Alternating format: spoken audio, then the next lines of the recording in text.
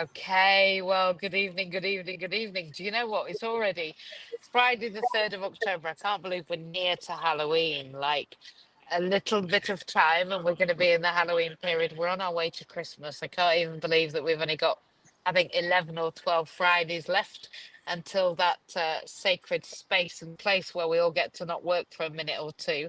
I am live here with the amazing and incredible and outstanding and stupendous Cindy Gallop, Rhys Bowler, and myself, MJ Lace. We're here in First Friday Live. If you want to look back at First Friday Live, you'll find Steve Round, our Paralympic, and some other Paralympics that have been around. Some people who are talking about really important places and spaces. And Rhys is here. He's from Wales, and Cindy Gallop is from New York right now. I think she might be in New York. We're going to ask her in a minute. Let's do some introductions. So, I am MJ. I am founder of Accessibility Partners and Inclusion, and I am a facilitator of all people of determination. I'm in Dubai right now. This is Dubai. It might be a little bit of not a Dubai, but I'm in Dubai, and we're called people of determination. We're not called disabled. In other countries, maybe people with disabilities, but in Dubai, we are known as the disabled, or no, sorry, the determined ones, and I couldn't have a more determined one than Rhys. So, Rhys, first, tell me a bit about yourself, Rhys, and I will Yeah, translate if there's anything that people yeah. don't understand. Sure, I am the original PhD, I guess. So I'm my name is Rhys Bowler. I am a occasional motivational speaker, disabled rights advocate, um, disabled sex rights advocate, I guess. I've been on TV and done documentaries. My focus has always been sex and disability.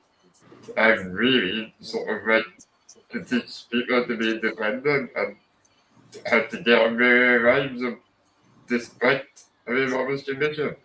My condition is very difficult, I would say, but make the most of it. And I begin to enjoy myself and eventually get the best of my life, really. So I'm just gonna paraphrase that, Reese, because you are Yeah, in Wales and you're a bit Welsh, and the I'm problem with that is your accent. All right, your accent is a little bit Welsh. I'm just gonna yeah, share that with people because people say you're Yorkshire, MJ. I don't know what you're saying. And I'm like, I think I speak quite clearly, actually. And they're like, no, I don't get it. Oh, and Cindy, I know that you've got a bit of you've got a lot of a flu right now. So I'm grateful you're here. Reese, you are a disability advocate. You have Dutchens muscular dystrophy. You live in Wales, which is why nobody can understand you because you're yeah, Welsh. Uh, and you talk about disabled love, really. You talk about sex and disability, and you talk about the rights and the opportunities for people with disabilities. And some people find you a bit, front facing, as it were, because you talk about things that other people might not bring to the space. So I'm grateful you're here, and I'm honoured that you choose to be in this space with us on this podcast, this live video audience, and everywhere we're sharing. But I have an incredible lady with me. I mean, she's underneath you and me. I've got no idea why that is, Reese. But Cindy, thank you for being here. Cindy Gallop, a most phenomenal human who is, well, choosing to. Well, you can introduce yourself, but what I feel about Cindy, Reese, I believe you are in spaces and places that other people don't go. And Cindy is a woman who's talking about investment and opportunities for women and men and everyone in the real world of what we all do. Cindy, welcome. Tell me about Um, yourself. Thank you, MJ. Delighted to be here. Reese, absolutely thrilled to be meeting you and on here with you. I will just apologise to our listeners for the fact that, as MJ referenced, I'm suffering from a bout of flu at the moment, so my voice is a bit stuffy, and I may be hacking and sniffling a bit in the course of this. But I'm the founder and CEO of Make Love Not Porn. We are pro-sex, pro-porn, pro-knowing the difference. We are the world's first and only user generated and importantly 100% human curated social sex video sharing platform. So the way to think about us is if porn is the Hollywood blockbuster movie, Make Love Not Porn is the badly needed documentary. we are a unique window onto the funny, messy, wonderful sex that we all have in the real world, within our real world relationships with our real world partners. And a very important part of that, and why I'm thrilled to be here today, is that we are all about make disabled love not porn. We are all about celebrating the full glorious spectrum of human sexuality, the fact we are all sexual beings, and that we all deserve to have a wonderful sex life. I couldn't agree more on account of the fact that I've got three beautiful children, but it's not the only time I've had sex. I'm just saying, it's not the only time I did it. I've done it a lot, and I've done it more than when I made babies. So let's talk about sex, because it's how you and me first met, right? You are amazing. And all I'm saying is that I think that there are huge taboos, not only about having glorious, messy, beautiful, outstanding. I mean, I love watching people who are enjoying what they're doing. I am. I love it. But those people that have made that happen through kind of, performance, I find it a bit empty. That's for me. And but there's so many taboos about me even saying I like it. I even want to do it. I even want to watch it. I might want to enjoy it. I mean, Rhys, what do you think the taboos are that we've got with So, disabled love not porn, as Cindy has alluded to? I think what in the beginning, just nobody believes we can even have sex in the first place. I find it a bit shocking. Society doesn't believe it of us, it doesn't expect it of us. But, you don't run there, right? Why is that the case? To be the same as everybody else, I guess. But that's the opportunity with this platform, is that, to show it in a positive way. To me, I mean, porn, I feel, as a whole, is negative. I believe it gives bad influences. I believe it sets bad stereotypes. It makes people believe they give it a right to behave in a certain way, but I think in this case, to show it in a consensual format, it do also the same community, I believe. I completely agree with you that consent is a really important part of this, and the ideology that we can have consent is the problem that I've got, is the fact that people don't believe I can make a choice, and they certainly don't believe that you can make a choice, and we choose to do that, want that, wish that, watch that, and other people don't know how to deal with that. Cindy, what would you say about disabled love not porn?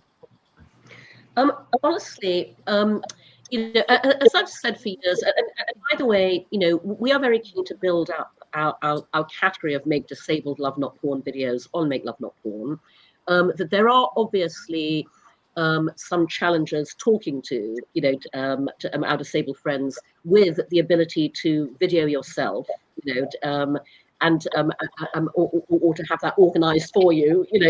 But I've said for years that the reason we are so keen to have as many make disabled love not porn videos as possible is it's not simply about representation, which is very important in itself, but it's also because many abled people could really benefit from watching make disabled love not porn. At Make Love Not Porn, we are all about good sexual values and good sexual behavior and showcasing those.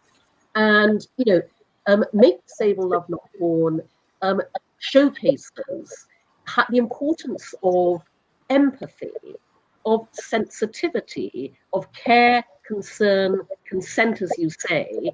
I think, disabled people have a lot to teach able-bodied people about how you make disabled love not porn. Couldn't agree more, and I know I've repeated myself. What do you say to that, Rhys? Absolutely. I mean, I was so much to be about even but beyond porn in this case, right? Because I do believe if you show people in that situation, that maybe society will begin to accept a little bit more. Maybe it'll treat us different. Maybe the safeguarding will be all this. Maybe that, all right, some of us are physically vulnerable, but we're not mentally vulnerable. And I think something like Angela does teach society to treat us better. We're talking about, we're basically showing that we are the same as everyone else for doing something like that. I love that. You know, the thing is, you've been really open about your sexuality, about your desire to make disabled love not porn. However, you've chosen to do that with partners, or you've chosen to, you know, experience that where you can and then how you can. And you've been really open on Channel 4. You've been open in your documentaries. You had a documentary with your partner of the time, and you So, talked about society's expectations that you were not even a sexual, fully functioning sexual being, right? as we immediately off the bat, they write us out. I mean, at the time, my girlfriend was also disabled like me. But I think what we want to show is that interable relationships can happen, right? But I think that the more we realize, the more we safeguard, the more we sort of mark us off as sexual beings, then it's less likely that interable relationships will happen. You want to show that we are lovers in our own right. As in, an able person and disabled person can be together, and we can be the same. You know? I think that at, at the time of the documentary, I had a mentality that I can only be with a disabled person. But I think the more we showcase it, the more we speak about it, those things will happen. It will take the fear of interable relationships out. It will take the taboo away from it. It will become the social normality, I think. So that's what we will hope for. Well, you know, two million or billion years ago, I can't remember how long it was because I wasn't there. We carved a stone into something that we could turn into an axe, right? And that was the beginning. We are still working out how to include people in everything, whether it's in the built or the yet to be built environment, whether it's in workfulness, whether it's in society, whether it's in education. And this is almost the last taboo. So the reason that I focus here is because if we smash this one out the ballpark, the rest will follow. Because maybe if we allow people to be fully functioning humans, maybe we would agree that they can work and live and learn and experience that they deem is worth living. And I think that's what you've just alluded to. Safeguard becomes prevention as Yeah, opposed to expansion. it, And safeguard is about keeping us safe, not about preventing our experience. What do you reckon, Cindy? I absolutely could not agree more. And I think that, there is just there is, as you say, so much potential for attitudes to completely transform when they are challenged. I've and again, that was absolutely something that I conceived Make Love Not Porn to address.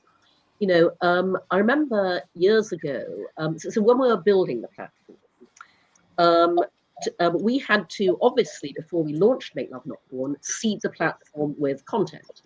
So I and my then curator, Sarah, spent a whole year asking our entire network and complete strangers, will you film yourselves having real world sex drives? And by the way, it was amazing how often the answer was yes. Many more people were really happy to do this than you might have thought. And so, in the course of that year, we met a lovely gay couple here in New York in a committed relationship, madly in love with each other, and they agreed to share, a real world sex video that we could have on our platform at launch. And the video was amazing. It was 45 minutes of wonderful, loving gay male sex. They were nuts about each other. That really came through. But at the last minute, they asked to pull the video. They'd shown their faces. None of them worked in education. They got a bit nervous. And at Make Love Not Porn, the moment you don't want the video up, we take it down. and we make it really easy to do that. But I wrote to that couple and I said, absolutely fine, pull the video. I hope at some point further down the line you will allow us to publish it, and here's why. The nature of Make Love Not Porn is such that many people would watch that video who would not watch gay porn, for example. And I said, and if you needed it, that video has the power to completely transform your worldview of what gay male sex is. Because if you are homophobic, you think gay male sex is whips, chains, dungeons, Satan's pit of hell. When you are able to watch two human beings loving each other the way you love your partner or partners, I think that has the power to be completely transformative regarding your views of people whose sexuality is not the same as yours. And that is the intention with again make disabled love not porn as well. I think the more we can have disabled real world sex videos, the more that has the power to be transformative about people's attitudes towards disabled people, as you say, Rhys, not thinking of you as a sexual being, with the ability to have a wonderful sex life in whatever form you choose to. So I've always wanted Make Love Not Porn to help break down those biases and those prejudices in that way. I feel sorry, Rhys. I feel like I was born in the 70s, which might have been a bit before you, Rhys, and maybe uh, in in a similar era to yourself, Cindy. And at that time, I wasn't allowed to be anything other than heterosexual, so straight, and want to marry a man and have children. But if I had been exposed to the idea of bisexuality or even understood what that word meant, then maybe that wouldn't have been the choices, the places, and the spaces that I frequented. Mm. And I think when we understand, and I can go and search for that kind of experience, I understand that I'm not abnormal, I'm just me. And being me is okay because that's the way I was made. And my preferences are about who I am, how I was raised, what my genetics are, and what my exposure in society is.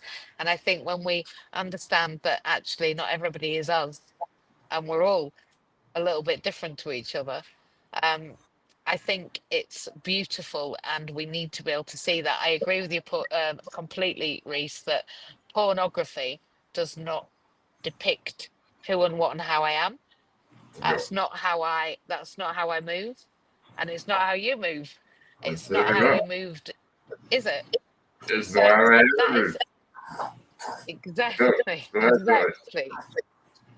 But I think that this opens the door to the fact that for me, I struggled as a 21-year-old when I ran outside my house. By the way, I was in a small village, and I was married, and I went outside of my house, even though I had a landline. Do you remember those when we had a phone that had wires? And I went to the phone box. Do you remember those? The red phone boxes, like in London. And I went outside, and it was just the cold. It just literally was a pull-in outside my house. So I literally left my front door from my own landline, and I went to the phone box in the pull-in outside my house. And everybody might know this in Scarborough because it was out in Flixton, which is just up the road of the A64, just left of the little chef, and a tiny village in Flixton. I went into the phone box and I said, "Hello, gay switchboard. I've made a mistake." And they said, "What's wrong, darling? What's wrong?" And I said, "Well, I've married a man who I love very much, but I might actually have some feelings about my best friend, and I'm a bit confused." And they said, "Well, that's called bisexuality." And I'll tell you this: at 21, I went to my GP and I said, "Could I have some medication?" And he said, "Why?" I said, "Because I'm broken. Like, my feelings and my facts don't match. I want to be married and I want to have children, but actually I have some feelings." And he said, "I can't medicate that." And I said, "You're a doctor. Of course you can medicate me. You can make me better." And he said, "No, I can't." And I came home and realized that actually um, it it was affecting me. I spoke to both my husband and my best friend, and I said, This is really making me sad. It made me cry. It made me angry. It made me disappointed. Um, and I really had to get people alongside and say, am I, am I broken? It was those relationships, those close relationships. I went to my mother and said, this is a problem. And she said, actually, it's not a problem. Lots of people are like that. She's no longer with us, but she helped me understand that she didn't mention it because she didn't want to affect me. She didn't want to influence me. She didn't want me to become open because maybe I wasn't. And maybe if she told me about it, maybe I'd become it. I mean, that's mental. And I said, maybe if you'd mentioned it for 21 years, I might not have struggled from the age of 13 when I went into Topshop in the first communal changing room and I went, oh, this is beautiful. Like, I shouldn't be here. I should be excommunicated from this space because I'm admiring other humans. I was affected mentally, Rhys, and I think you had somebody who we have a close relationship, and Geraint was your brother, and he's no longer here. But if he was hearing this conversation and he understood your challenge, he must have been alongside as you became a fully functioning sexual human being. What would Geraint have said, do you think? Well, I think one thing I don't say first is in the gay community, disability doesn't seem to be such a massive issue. Now, when Brian being a gay man, well, it wasn't really a thing to him because Dwight didn't struggle. He didn't struggle like I did. And in the straight community, more difficult. On a dating scene, actually. I with my brother, I was saw my struggles. Whereas, you obviously what I was struggling. And it's pleasure that I wonder what it is about the straight community that has such a taboo, to be honest. I never understood why it was so difficult to achieve. So this is really this platform to me. But it really pays dividends because if we can experiment it within the straight community, I don't think people like you struggle to have relationships. I don't think that'll happen so much. I don't know. Yeah, I think you're right. I think that when we break down the furthest taboo, the others, they just, it's like oppression, right? Systematic oppression rolls downhill. When somebody oppresses somebody, the somebody beneath the somebody in their perception rolls downhill. So, as we expose the fact that everybody is a fully functioning sexual wanting human being, even if they do it differently, maybe the other ones about being bisexual or gay, like Geraint, or straight, like you, Rhys, or sleeping with. I mean, like you talked to me about the fact that 15 or 17 years ago you did a TED talk, didn't you?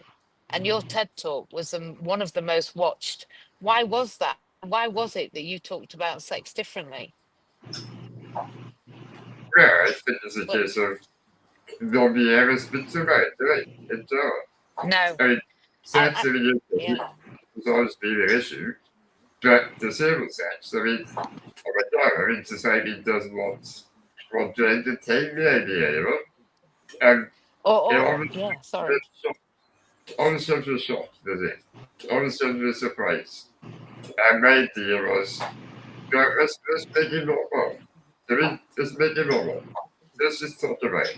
I mean, Yeah, let's just talk about. I think Cindy talked about it many years ago about the fact that when she went on her TED talk, she talked about the fact that, well, you can talk about it, Cindy, but people were shocked by your TED, weren't they?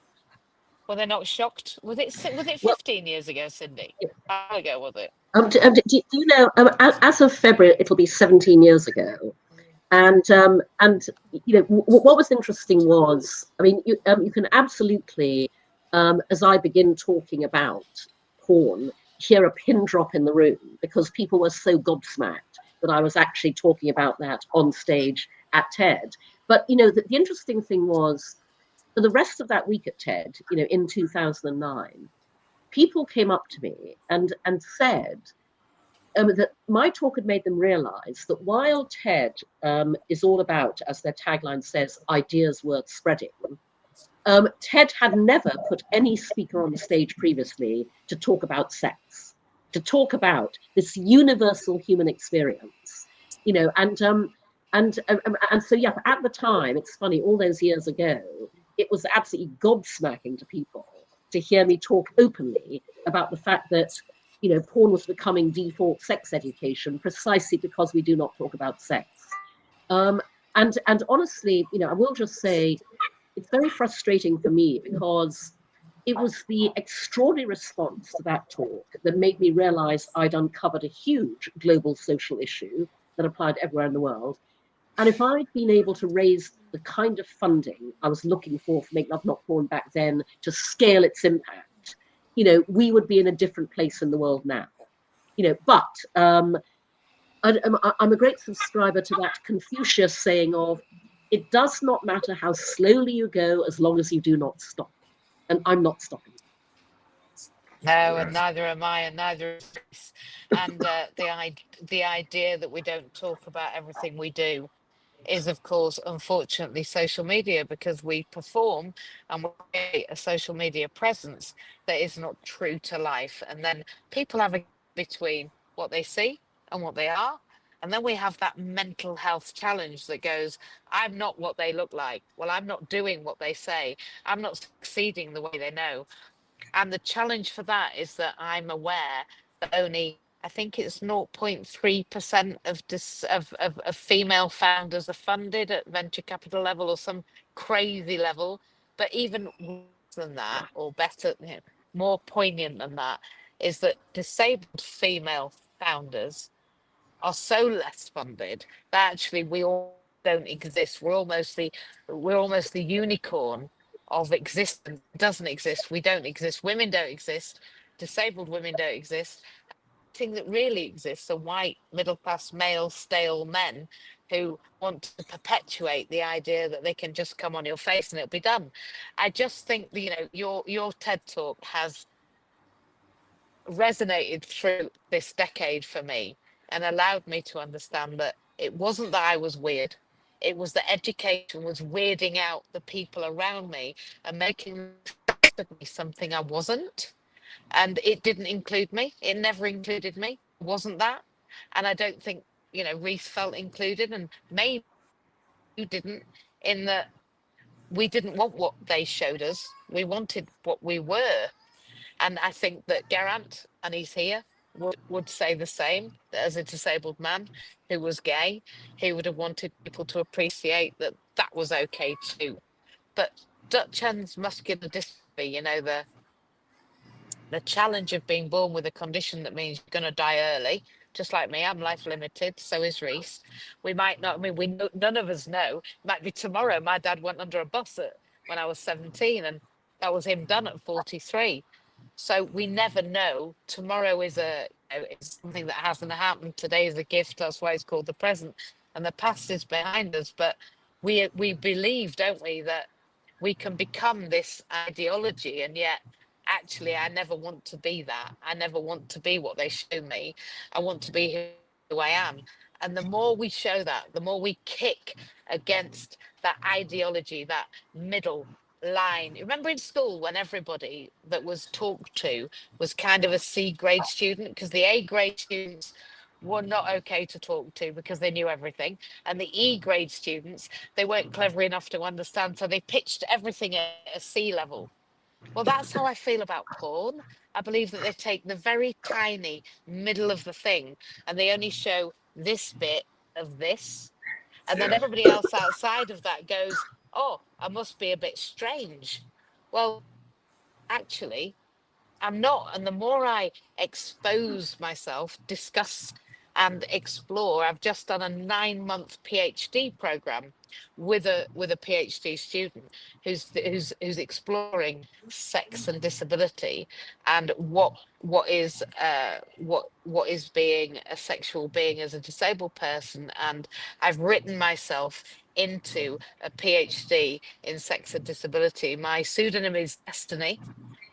It's a foregone Nice. conclusion because inclusion is the foregone conclusion. And of the pictures that were shown, I didn't know the pictures were coming, but I had some beautiful boudoir pictures taken, and I chose one outfit and 4 poses. And of the 8 pictures I was shown afterwards, the 4 that were in sexual clothing, if you want to, provocative clothing, were in those 4 poses. And we were looking at what was intimacy, what was an intimate photo, what did intimacy really depict. And if a person looked at a photo, would they see it as intimate? Would they see it as sexual? Would they see it as anything that was about togetherness? And I'm now the 9th photo of the 8 that were first in that PhD, because my photo was created with a design of it being intimate and not visually aesthetically perfect. It was designed with a perspective that I spent a day creating intimacy before those photos were taken, and then I presented it. And I had no idea that those 4 photos were going to be shown. And here I am. So I've written myself into the future. And I believe that's what we're doing right here, right now, with Dutch Ends, with disability, with women, with funding, with getting it out there and saying enough is enough. We're done. We're not dealing with the middle C. We're dealing with the A++, and we're also managing to include everyone that needs to be brought into that reality, whether that's Dutch muscular dystrophy, whether we're life limited, whether we're autistic, dyslexic, spastic, whatever you want to call yourself, maybe different, sexually different, orientation different. It is what it is. But I think that my parents found it difficult to see me as an adult. And I think that children who have disabilities find it difficult to move into adultness, even when we're grown up, because people want to take care of us. Like our mums and dads want to keep us safe. Our aunties and our uncles, our grandmas and our grandmas don't want us to be hurt or taken advantage of. And of course, the sexual industry is a very difficult and dangerous place in the place it is now. And you're right, Cindy. If we had been funded back then, Pornhub wouldn't look the way it did now, would it? It wouldn't even exist, right? Because it's run by men, is it not? Is it not? Yep. It is. It's run by men. It's run by men. So I think that that's why Make Love Not Porn, Make Disabled Not Porn, your Channel 4 expose, Rhys, about the challenges you had about wanting to have sex or not being able to access it because interabled sex was not something that people even were allowed to admit they wanted. Yeah. And disabled sex isn't allowed. As a social worker in training, back when I was in my 20s, 2 of my individuals in Pathways Bridging, I think they called it, or Pathways to Independence, they had a relationship, and we had to have a complete multidisciplinary meeting about the fact that these 2 people wanted to get on the coach together and hold hands. Well, I mean, for me, it was ludicrous. They got married eventually, only because I was an advocate for them for 6 years that said they love each other, they know each other, they live in the same space, they want to live in the same house, they want to live in the same bed, and actually they want to get married. And if you don't like that, we have a problem with that. And I went to their wedding. So for the last 30 years, I've been working towards moving ourselves into this industry, which is an industry to say that actually everybody's allowed to do that. I'm really grateful to you both, and Cindy, I'm not going to keep you a whole hour because I think you need to get to bed, and I mean that in the most beautiful way, on your own maybe. And I have to say, by the way, that also, I'm going to mention it right now, that self-love, right, anybody that's out there that goes, I haven't got a partner, I'm Yep. not with anybody, don't forget yourself. Yep. But Yep. when we learn to love ourselves, then we can learn to share ourselves with each other. So anyone that's listening tonight, go home, have a little moment in bed, whether you've got a cold or you haven't, and just, you know, be with yourself, be with yourself, because it's a great thing. I mean, onto that, Rhys. Before we let Cindy go, we've got a couple more questions. A Yeah. typical day for you, Rhys. I'm not talking about a typical day when when you're with yourself. I'm just wondering, what's a typical day for you, and what do you think when you're imagineering a future? You know, what do you see? What your typical day version of how it might be when people understand this is true? Well, I think for me, the daily, I don't say it's not easy. I mean, it takes a military position to pull off anything. But, I think the fact that I struggle to do things and not able to and that I need to do 20% actually makes it more worthwhile when I achieve something like that. Because firstly, they don't think I can do it. Secondly, the amount of risk it's taking me is enormous. So like 2 days to get there, for example. 2 days to take me to the toilet, for example. To be dressed, to be driven everywhere. So it's not just me, but I'm hoping that this won't frighten potential partners in the future, maybe. The fact that, I am really independent, despite my barriers. I think it's an achievement that should be rewarded, really. I mean, was, personally. I mean, you came over. I'm in Dubai right now, Cindy, and Rhys came over to Dubai with his carers. He came over and spent 7 days here, and people were surprised just to see him, whether Yeah, or it was not we're actually having sex or being a fully functioning human. The fact that we exist out loud, out proud and on the streets is a surprise in many countries. That Reece should travel and fly and be anywhere else than in the UK. So we have to smash the barriers of moving around yeah, the world first. Then we have to understand that for Reece and I to even experience that world, Reece has to instruct and direct and train and facilitate his carers for him to be in that position, as you talked about 20 minutes ago. The idea of filming ourselves, being in a yeah. position, being able Yeah, to get that, it takes people. Yeah. Now, the interesting thing is, Reece, that you're going through the Access to Work program, aren't you, to be yeah, a stage speaker, a motivational speaker, a speaker about these rights and these spaces and places, but without the very complicated, 40-week wait at the moment for individuals to get access to work. It's impossible for you to even get on a stage, let alone in a bed, right? yeah, that's what I mean, right? So, like, rape is a struggle. So, I mean, sex is often dementia, really, when you think about it.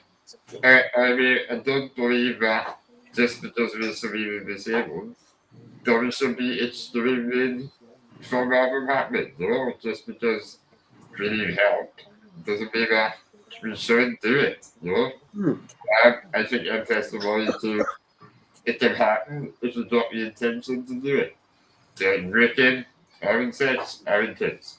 Live your life. It shouldn't be at the level reach. It should be achievable. You should have help to achieve it.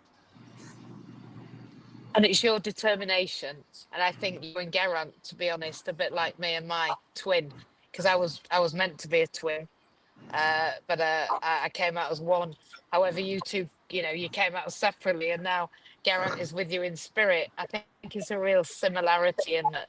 I think when you put two souls together and you have a determination to be in the world as you are, Yeah, we're just better together, right? We're better together, Reece. And we are that's it. both on that Access to Work program, and you are going to be workful, productive, integrative. You're going to work in the community, and you're going to be here until you're no longer, right, For on this sure, plane. the reason why people like us get depressed is because we believe that we can't do these things in the first place. So we believe it's too hard. So why should I get out of the way? Why should I bother? So it's too hard. But two things. If we have help, if there's a realistic possibility more of us will want to get into bed because we know it can happen.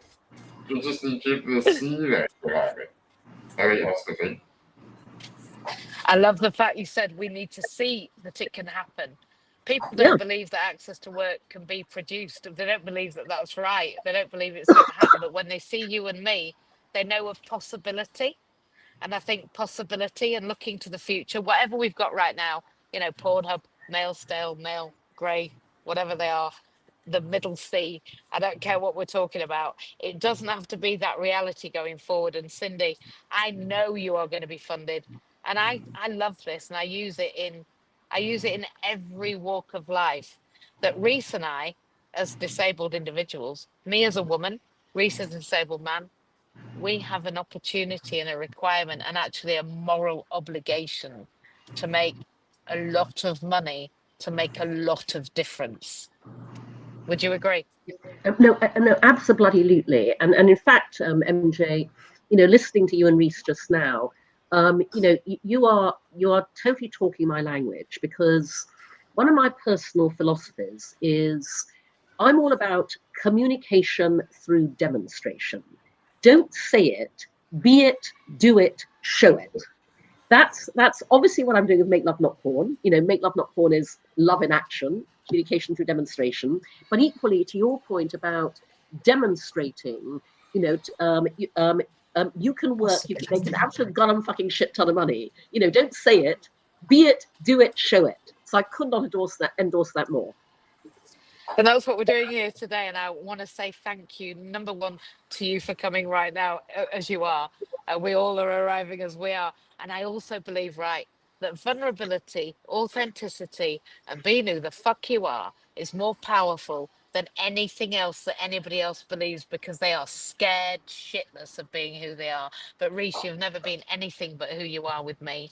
And we met on a disabled love site called Outsiders, which its name itself, Cindy, is Mm, is testament to the fact that people from the 50s have felt that they were outside. yeah. Tuppy Owens, my greatest Mm, friend, has now passed on mm, not very long ago, and it was a devastating day for me.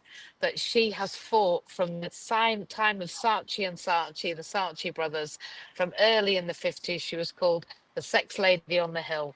She exposed and allowed young men and young women who would never have had an experience of a boyfriend experience or a mm, girlfriend experience or a sexual experience, or understanding what fetish was, or having what we knew was the sexual maniac's ball, right?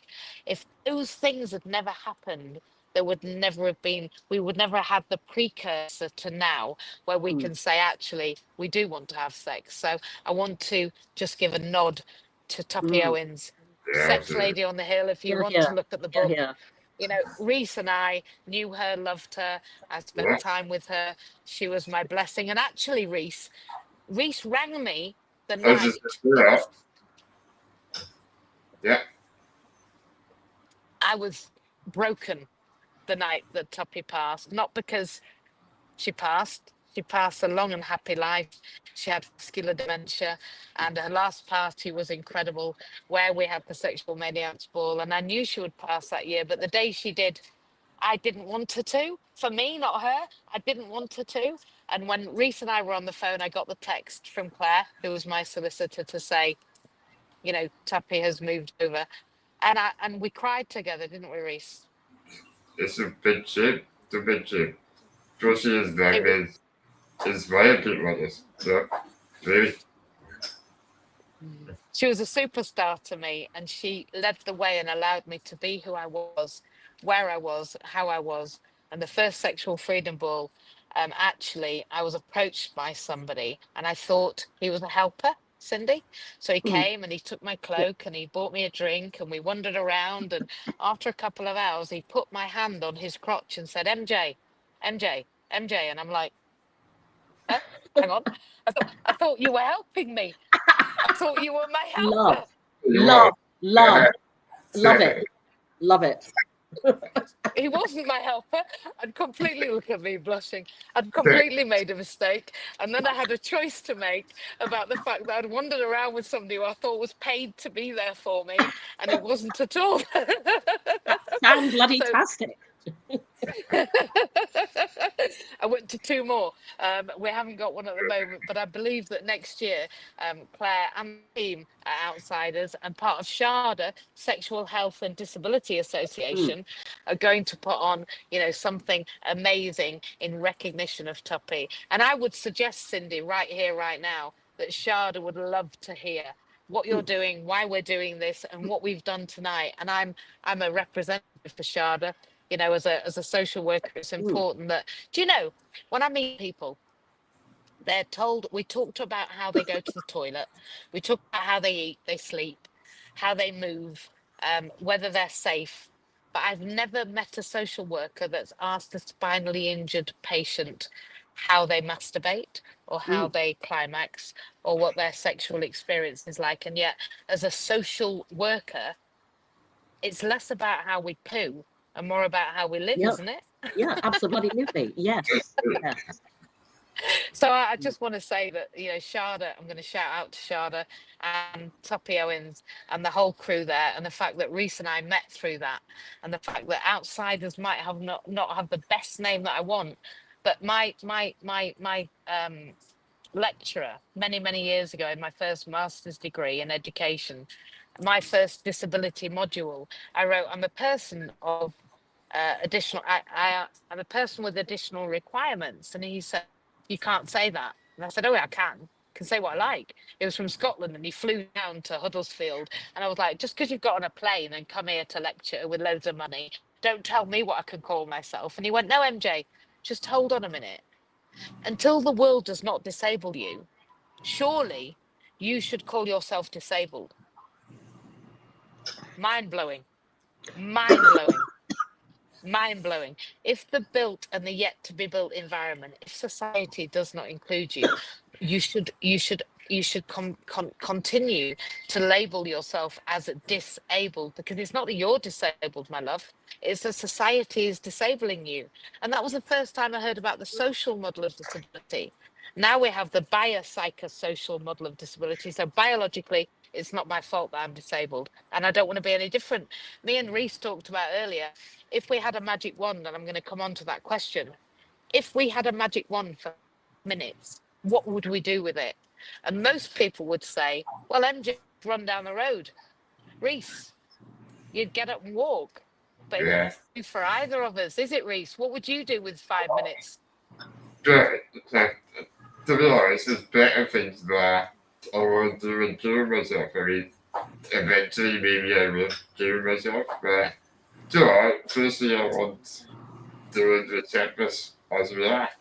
I want to accept as we are changing. So if I have a magic wand, I would do that.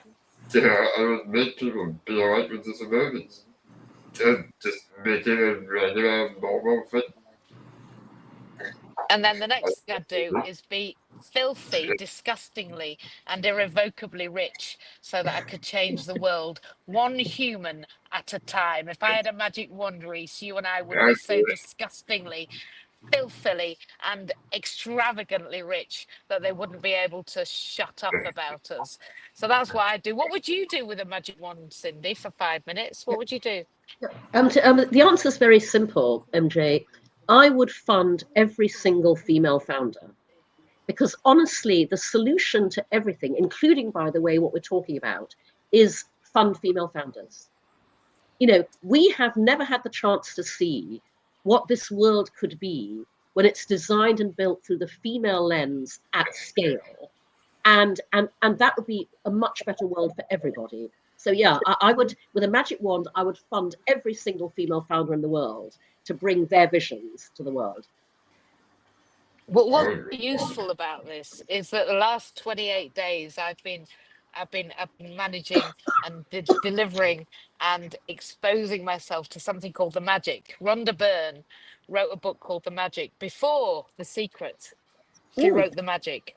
And the magic is gratitude. And I want to say I am grateful for this conversation, for Cindy to be here 17 years before this date, for you, Rhys, for going on Channel 4 those years ago, and for me ringing Gay Switchboard age 21 and saying, I think I'm broken. I've married a man, but I happen not to be straight. I think there's a problem here. Listen, these are steps that we are taking. They're places we've gone, and they're spaces we're frequenting that nobody thought we would be here. But we are, and we're here, and we're better together because for me, inclusion is the only foregone conclusion because we're better together. And actually, I'm a bit shit on my own. That's the reality. So I say yes to female founders, yes to female funded founders, and yes Yeah. to inclusion, and yes to disabled love not porn, and absolutely yes, a resounding yes to Pornhub being kicked out of the market and disabled love not porn being brought front central and in the middle of us, because I want curators that look at the materials with a healthy, loving, respectful, beautiful, messy, adorable reality, and not the thing that we've created. I want to say thank you to both of you for being here. Have you got anything you'd like to add before we allow Cindy to get to her bed to love herself just like I love me? Yeah. So yeah, it's a pleasure to meet you, Cindy. I mean, yeah, it's amazing what you're doing. To help a lot of people. Real help a lot of people. Cheers. So, indeed. Rhys, Absolutely. it's been an absolute pleasure to meet you. We would love to welcome you to our amazing Make Love Not Porn Star community. So do consider it. Yeah. But yeah, it's We're, great. we're nearly through the Access to Work program, Cindy. We're Really? almost there. Really, And I'll be almost. honest, we might be able to have a support worker that would allow us to do some work where we need to, when we need to, and how we need to. And I say that's empowering. So thank you. I'm grateful to you both. Listen, I'm going to just say goodbye to everybody. You've been amazing. For those that have been here on social media, we're live, well, on LinkedIn. We're live on YouTube, which is astounding. I'm not sure how my family will feel, but they'll have to feel the way they feel. Because unlike when I was 21, now I'm over the half a century age. They're just going to have to put up with who they've got. It is how it is. And we're moving into another era. I love you both. I'm grateful for your experience. I'm grateful for your challenge, and I'm grateful for you exposing me, Cindy, to a space and a place that on your birthday, when you had the birthday bundle and I bought that, it helped me understand that I'm not weird, I'm just me, and that everybody's just themselves, and we're all allowed to be who we are, where we are, and when we are. And it's perfect the way it is right now. Thank you, Rhys. Thank you, Cindy. And thank you to everybody for being here. We're laying down steps for the future for people to come after us. And we might feel that we're the first, but we're not, because Cindy was here 17 years ago before I even knew I could go on social media. I love you both. And I'm going to say goodbye to everybody in the community. Bye-bye, everybody. It's been great. Bye. Bye-bye. Bye.